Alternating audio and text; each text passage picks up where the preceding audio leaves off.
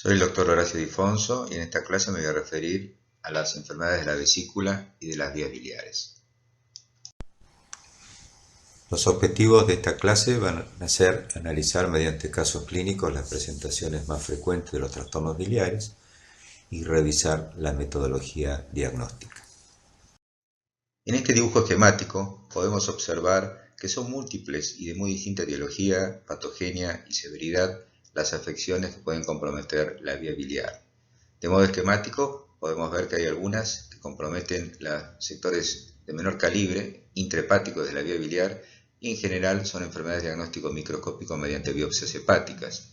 Allí tenemos efectos farmacológicos, enfermedades congénitas, afección de la vía biliar secundaria a cirrosis hepática o a otras causas de hipertensión portal, y otros ejemplos como la colestasis del embarazo. Ya pasando a las vías biliares, digamos, macroscópicas hasta el colédoco o conducto biliar principal, vemos que son múltiples las entidades que los pueden afectar. Por supuesto que a este nivel lo más frecuente es la enfermedad biliar litiásica, pero también se van agregando patologías como la cirrosis biliar, la colangitis esclerosante primaria. Ya empezamos a ver carcinomas primarios de la vía biliar, enfermedades parasitarias y otras entidades menos frecuentes. En la vesícula biliar, como sabemos, la litiasis biliar y sus complicaciones son las etiologías más frecuentes, pero también no debemos olvidarnos, aunque es poco frecuente, de los carcinomas de la vía biliar.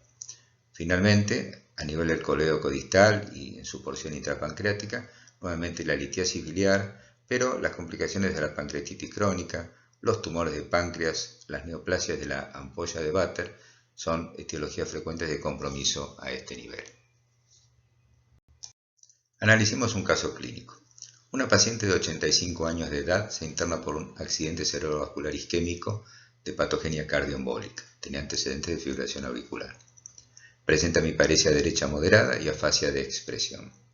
Como antecedentes, es una paciente hipertensa, fibrilada y no estaba anticoagulada y diabética tipo 2.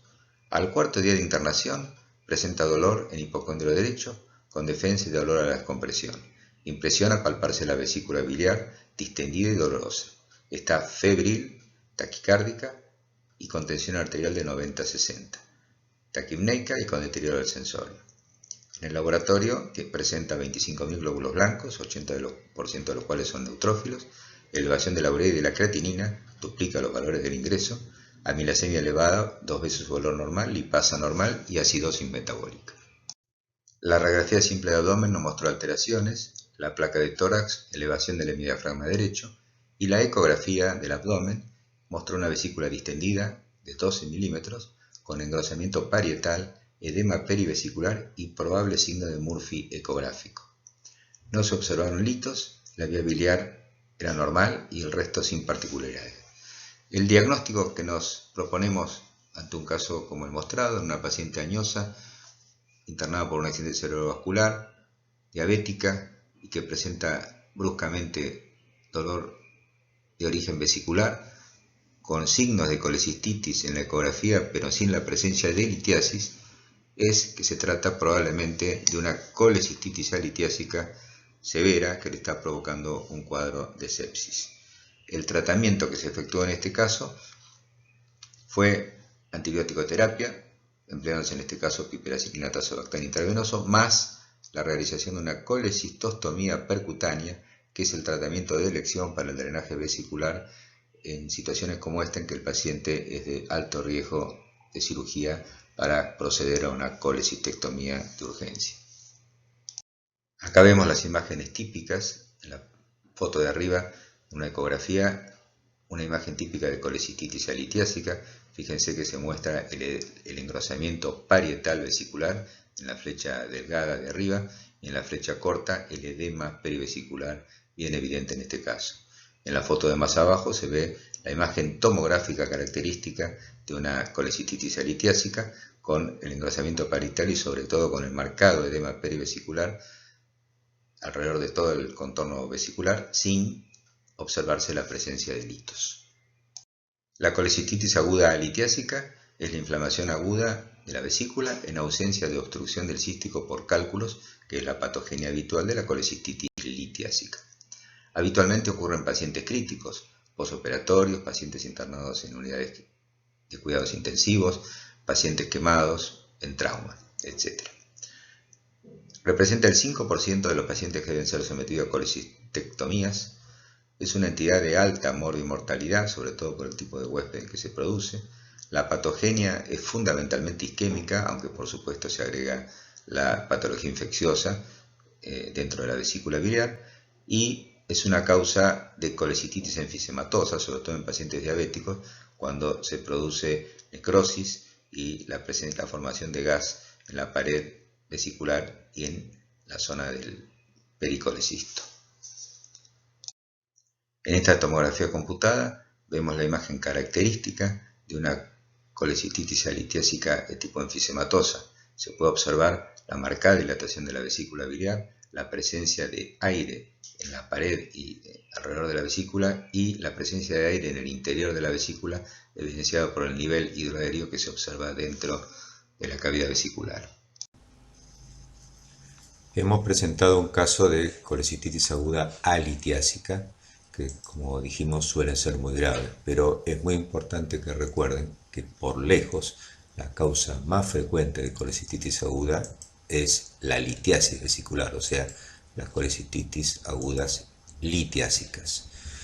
Patogénicamente habitualmente están causadas por la impactación de un cálculo o lito en el bacinete o en el cuello vesicular, el éstasis biliar concomitante y la infección secundaria de la bilis. Para el diagnóstico de colecistitis aguda se han establecido criterios diagnósticos que valen la pena revisar porque repasan los elementos que uno en la práctica utiliza para diagnosticar esta afección. En primer lugar, los signos locales y los síntomas. El signo de Murphy es muy útil en el examen físico. El dolor abdominal en hipocondrio derecho, que se incrementa durante la inspiración cuando uno comprime el punto vesicular. Su contrapartida, el signo de Murphy ecográfico, es el dolor que el paciente manifiesta cuando se comprime la vesícula mediante el transductor del ecógrafo, que está apoyado sobre la vesícula con sus signos de inflamación. El dolor y el aumento de tensión parietal en el hipocondrio derecho y a veces la palpación de una masa que no es más que la vesícula dilatada, tensa y dolorosa en el cuadrante superior derecho.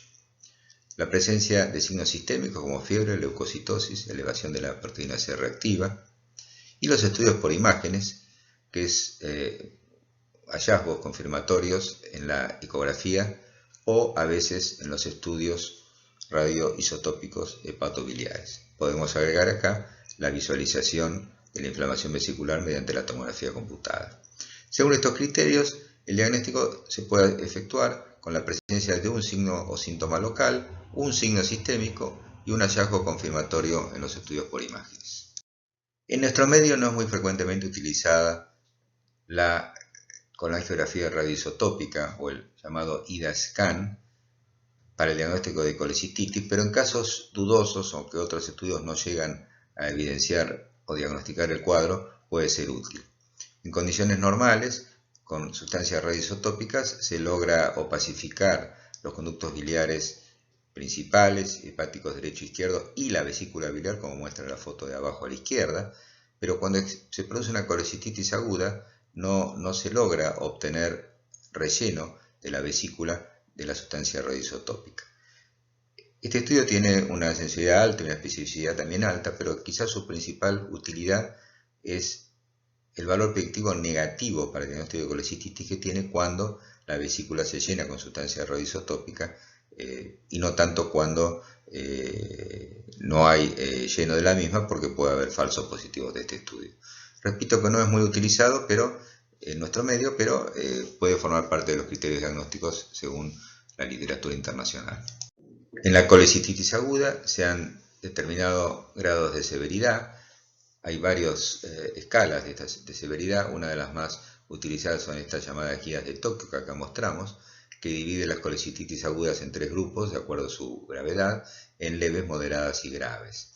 Fíjense que las leves son pacientes que tienen una leve inflamación de la vesícula biliar y no tienen ninguna disfunción orgánica.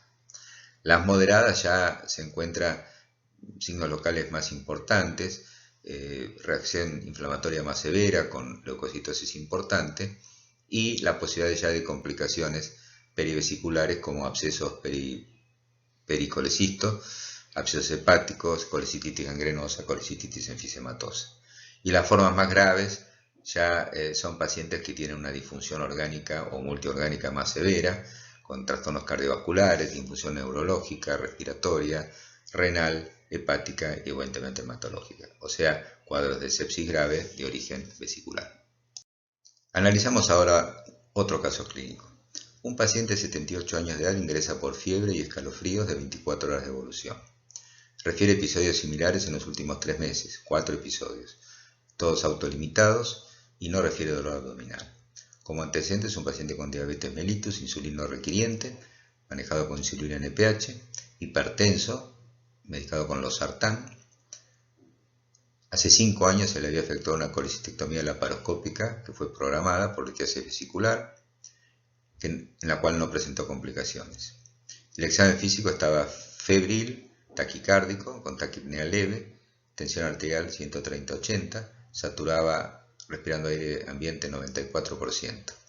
Sin ictericia, sin lesiones cutáneas. El abdomen no era doloroso, se palpaba hígado a 2 traveses de dedo en inspiración y no se palpaba el vaso. En el laboratorio hematocrito 38%, 17.500 glóbulos blancos con 90% de neutrófilos, plaquetas 280.000, urea y creatinina normales, un hepatograma con bilirrubina total de 1.8 y directa de 1.2, TGO aumentada por 4 veces su valor normal, TGO por 3 y fosfatasa alcalina por 2. En la ecografía tenía ausencia de vesícula biliar, el colédoco medía 12 milímetros de diámetro, la vía biliar intrahepática estaba levemente dilatada. Al ingreso se efectúan pancultivos e inicia tratamiento con ampicilina sulbactam 1.5 gramos intravenosos cada 6 horas. Evoluciona a febril y se obtienen desarrollo en los hemocultivos 2 de 2, Escherichia coli multisensible con urocultivo negativo. Se efectúa una tomografía conmutada de abdomen que evidencia vía biliar dilatada, páncreas normal, diverticulosis sigmoidea no complicada. Se le solicita colangiografía por resonancia magnética que evidencia litiasis coledociana. Se efectúa una extracción endoscópica de 2 litos en colédoco distal mediante una colangiopancreatografía endoscópica retrógrada y la evolución en este caso luego fue favorable. Este caso es ejemplificador, un ejemplo bastante típico de una colangitis de origen litiásico. En la colangitis el síntoma probablemente más frecuente de todos es la fiebre, que casi está en el 100% de los casos y habitualmente acompañada de escalofríos. Puede haber dolor o hipersensibilidad en hipocondrio derecho en la mayoría de los pacientes, pero a veces el dolor está ausente en aquellos pacientes que no tienen vesícula biliar. La bilirrubina está aumentada en el 80%, lo mismo que los glóbulos blancos y la fosfatasa alcalina. Los hemocultivos generalmente son positivos y habitualmente para enterobacterias, fundamentalmente Escherichia coli. La tríada de fiebre, escalofríos y dolor abdominal, que se llama conocida como tríada de Charcot, se encuentra en el 70% de los casos. Y muchos pacientes tienen hiperamilasemia, aun cuando realmente no tengan pancreatitis aguda. En esta foto es una captura de una colangiografía endoscópica retrógrada. Fíjense, se ve una marcada dilatación del colédoco y de la vía biliar extrahepática con varias faltas de relleno dentro del conducto hepático principal que se debe a la presencia de litos en su luz. Acá vemos otra imagen de litiasis coledociana con una marcadísima dilatación del colédoco. Vemos también algo de dilatación del conducto de Wirsum y dentro del colédoco, que está muy dilatado, se observa una innumerable cantidad de efectos de relleno debido a la presencia de una litiasis coledociana múltiple muy marcada. Hay varios estudios de diagnóstico por imágenes que podemos hacer y nos son útiles en la litiasis coledociana, desde la ecografía, la tomografía computada, la colangiografía por resonancia magnética, la ecoendoscopía y la colangiografía endoscópica retrógrada. Fíjense que ahí están la sensibilidad y especificidad de cada método. Probablemente los métodos de mayor rendimiento diagnóstico son la ecoendoscopía, disponible en nuestro medio en pocos lugares, y los estudios endoscópicos, que además, por supuesto, sirven para eventualmente lograr el drenaje de la vía biliar y la extracción de los litos. La colangiografía por resonancia magnética es más sensible y específica que la tomografía computada, y la ecografía es el método más sencillo, efectuada por vía abdominal, operador dependiente, y que tiene una sensibilidad considerablemente menor para diagnosticar litos dentro del colédoco, contrastando con la alta sensibilidad y especificidad para la observación de litos en la vesícula biliar, donde allí sí es muy elevada la sensibilidad. Una forma especial de oclusión del conducto hepático principal del colédoco que vemos en la práctica es cuando está comprimido por una vesícula biliar distendida, motivado por la impactación de un cálculo en el bacinete.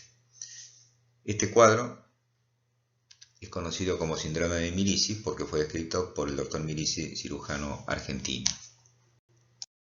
Acá vemos una imagen de una colangiografía endoscópica retrógrada, donde se ve claramente la compresión del colédoco por una vesícula biliar distendida, que es la imagen característica del síndrome de Mirici. El síndrome de Mirici, entonces, descrito por Pablo Mirici, cirujano argentino en 1948, es la obstrucción del colédoco por compresión extrínseca causada por un cálculo impactado en el cístico y en el bacinete. Representa el 0,7 al 1,4% de todas las colecistectomías. Puede complicarse con fístula colecisto-coledociana en alguna de sus formas. Es una entidad frecuentemente no diagnosticada en el preoperatorio y lo diagnostica el cirujano cuando se interviene quirúrgicamente. Y hay que reconocerlo porque tiene mayor riesgo de lesión de la vía biliar durante la colecistectomía laparoscópica. Acá vemos en estos dibujos esquemáticos como la impactación de un cálculo en el bacinete vesicular y eventualmente en el conducto cístico puede ser causa de colangitis, a veces recurrente, y de ictericia obstructiva por esta compresión que hemos descrito del colédoco. En esta foto vemos nuevamente una imagen característica del síndrome de Mirici, esta vez mediante colangiografía por resonancia magnética.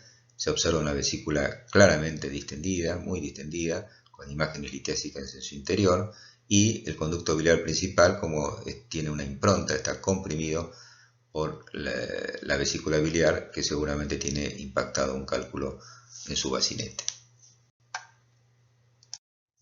El síndrome de Mirici tiene subtipos.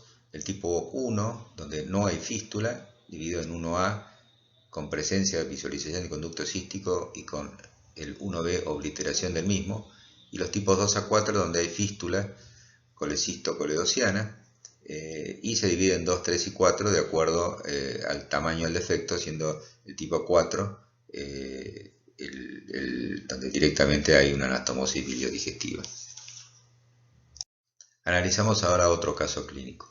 Un varón de 71 años consulta por dolor abdominal en epigastrio de hipocondrio derecho de 30 días de evolución, a lo que se agrega 4 días previos a la consulta, coloración amarillenta de piel y mucosas, prurito y orinas oscuras. No presentó vómitos ni fiebre. Además refiere hiporexia y pérdida de peso no cuantificada. Como antecedentes personales, un tabaquista de 60 paquetes al año, hipertenso y cardiopatía isquémica, habiendo padecido un infarto agudo del miocardio y habiéndose efectuado una angioplastia coronaria en el año 2005. Al examen físico al ingreso presentaba 130-80, 72 por minuto de frecuencia cardíaca y 20 de respiratoria, estaba febril, vigil, lúcido, con un Glasgow de 15 en 15 sin foco neurológico. Presentaba ictericia, no se palpaban adenomegalias, la semiología cardiovascular era normal, la semiología respiratoria también, y el abdomen era blando, depresible, con dolor a la palpación superficial y profunda en epigastrio e hipocondrio derecho. Además tenía hepatomegalia palpable a 4 centímetros por debajo del borde costal y dolorosa. En el laboratorio de ingreso tiene hematocrito de 41%, 9.300 glóbulos blancos, glucemia de 80, urea de 40 y creatinina de 1.2. Ionograma normal, tiempo de protonvía normal, bilirrubina total de 7.3 mg por decilitro con directa de 5.6, GOAT de 130, GPT de 283, FAL de 1370, LDH de 364 milunidades, gamma-glutamil transpeptidasa de 92, elevada, y amilasemia de 65. Y un estudio ecográfico evidenció hepatomegalia homogénea con severa dilatación de la vía biliar intra y extrahepática, colédoco de 14 milímetros, páncreas de aspecto normal, vesícula biliar de paredes finas sin litiasis y probables adenomegalias en el hilio hepático.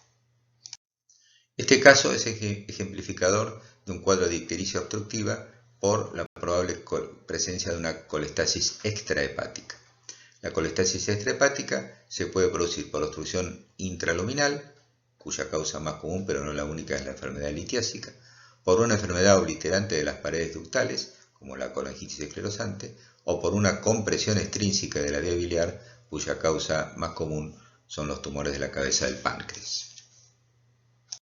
En el paciente presentado se pidió una tomografía computada abdominal para diagnosticar la causa de la colestasis extrahepática y se observó la presencia de una masa hepática hipodensa, la presencia de vía biliar intra y extrahepática dilatada y lesiones focales esplénicas probablemente metastásicas.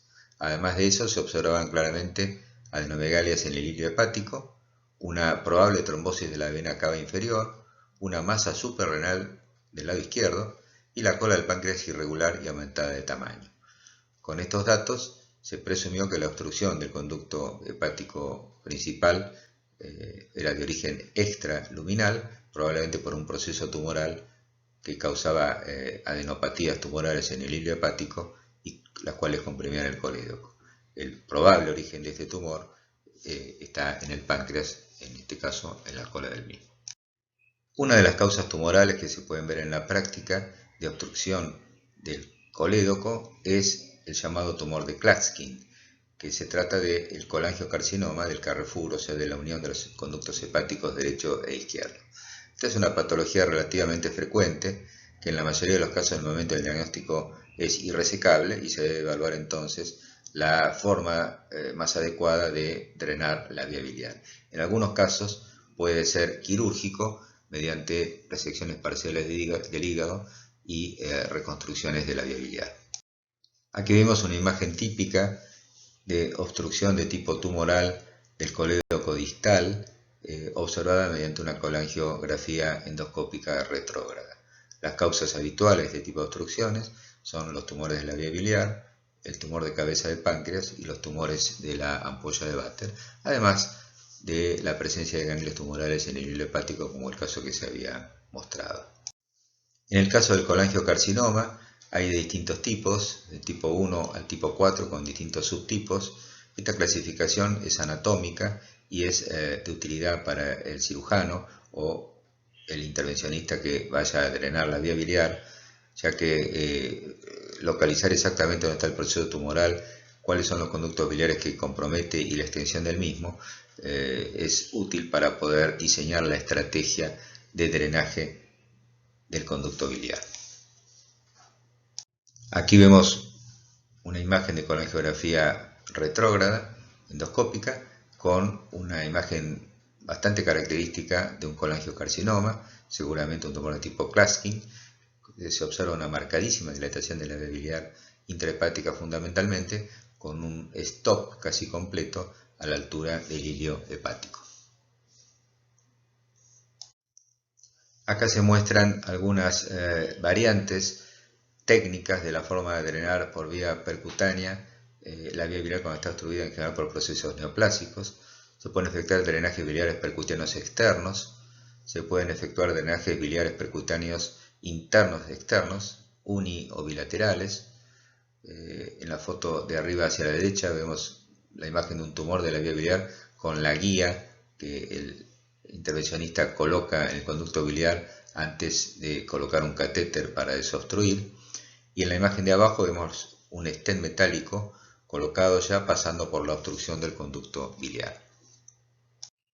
Acá mostramos una imagen de una marcadísima dilatación de la vía biliar extra e intrahepática obtenida mediante colangiografía por resonancia magnética en un paciente que se presentó con colangitis recurrente en un paciente de 50 años. Esta imagen, fíjense que las dilataciones de la vía biliar intrahepática son prácticamente quísticas y a prima facie nos debe hacer sospechar en la posibilidad de un proceso tumoral, como hemos visto anteriormente. Ahora, en ocasiones esta entidad muestra una imagen como la que se está observando, con múltiples dilataciones de la pequeña vía biliar intrahepática y algo de dilatación de la vía biliar extrahepática sin haber obstrucción. En este caso, en una mujer de 48 años que también tenía episodios recurrentes de colangitis desde la juventud, desde los 30 años. El diagnóstico de esta entidad, que es poco frecuente, es la enfermedad de Caroli, que pertenece al grupo de las llamadas colangiopatías, algunas de las cuales son hereditarias. Fíjense que allí la enfermedad o síndrome de Caroli está dentro de las causas genéticas, en esta fuente bibliográfica.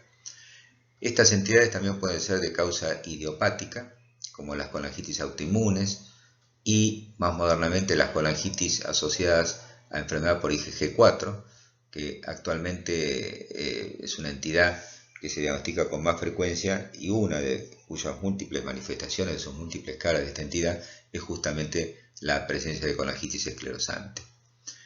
Las enfermedades malignas, ya mencionamos al colangiocarcinoma, pueden estar en el grupo de las colangiopatías, y después hay un importante grupo de colangitis esclerosantes secundarias, en las cuales destacamos la colangiopatía de los pacientes con infección por el virus de la inmunodeficiencia humana, y otras entidades como la amiloidosis, que es poco frecuente, la coledocolitiasis con episodios recurrentes de colangitis no solucionada, algunas formas raras de colangitis y colangiopatías eosinofílicas, las estructuras biliares iatrogénicas después de procedimientos biliares o después de cirugía, la biliopatía hipertensiva portal, que es la enfermedad de la vía biliar generalmente intrahepática vinculada a cualquier causa de hipertensión portal y que es una entidad que debemos conocer porque suele provocar la elevación de la bilirrubina y de la fosfatasa alcalina en pacientes con hipertensión portal cirrótica o no cirrótica,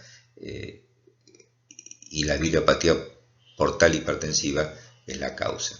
Menos frecuentemente, ocupaciones hepáticas por enfermedades granulomatosas como la sarcoidosis pueden dar lugar a este tipo de colangiopatías.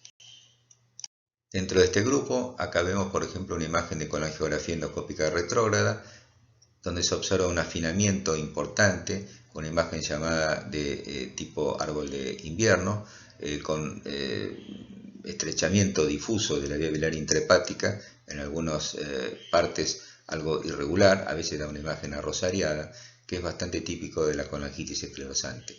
En el conducto biliar principal, señalado por la flecha, también se ve algo de dilatación en este nivel, pero fundamentalmente irregularidad de su contorno y de sus paredes. Acá vemos una imagen también de una colangitis esclerosante mucho más marcada. Acá se puede observar que la vía biliar intra y extrahepática tiene estricturas y dilataciones en prácticamente toda su anatomía, y se puede observar que histológicamente están afectados los pequeños conductos biliares con una esclerosis de sus paredes y una obliteración de su luz. Este es el caso, en este caso era un paciente con SIDA y con una colangiopatía asociada a la infección por VIH o al SIDA. En esta presentación hemos revisado entonces, mediante algunos casos clínicos, la colecistitis aguda alitiásica, la colecistitis aguda litiásica, el síndrome coledociano, las colangitis agudas, la obstrucción biliar neoplásica y las colangiopatías. Muchas gracias.